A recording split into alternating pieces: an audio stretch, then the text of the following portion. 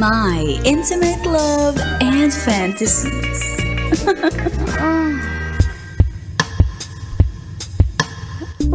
At eto na ang ating episode na pinamagatang Walang Kumasa pero may pumutok.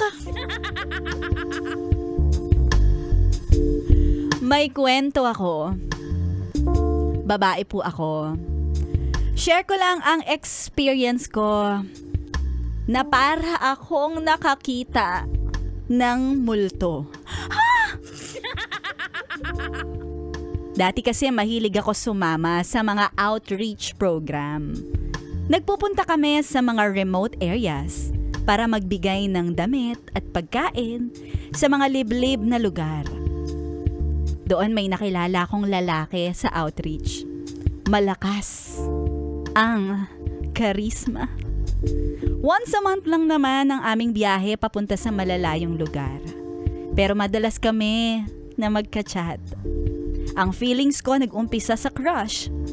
Hanggang sa naramdaman ko na crush back niya rin ako. Kaya lumalim ang patutunguhan namin.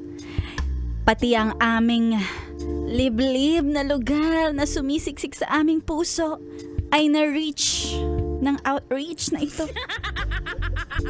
Ang alam ko lang ay sobrang kilig na kilig ako sa mga panahong yon sa kaka-outreach ko. Nagkita pa kami para mag-date at doon na nahulog ang loob ko at pati na rin ang panty ko. Ang bilis ng pangyayari. Nasa loob na kami ng Motorola.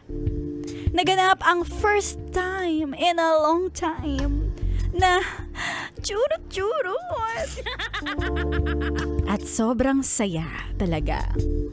Sabi niya pa sa akin, magpupursigi ako para sa relasyong ito. Sabay halik sa noo na parang na-seal ang promise. Nasa loob siya ng CR noon at habang naghihintay ako sa kanya, naisipan kong mag-check. So chinek ko ang wallet niya. Hindi para silipin ang pera. Oh, totoo ba? Gusto ko makita ang ID niya. Tapos nakita ko sa ID niya, married na pala siya. Hoy, ba't wala namang pasabi? Kakasabi lang niya na magpupursige siya para sa akin. Pero paano?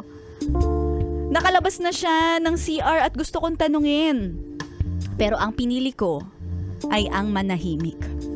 Inoobserbahan ko siya. Sweet siya. Super sweet, pero super sinungaling. Hinatid niya ako pero hindi na ako nagpahatid sa mismong eksaktong bahay ko. Dahil yun na ang aking huling paalam. Pati sa pag-outreach, nagpaalam na din ako.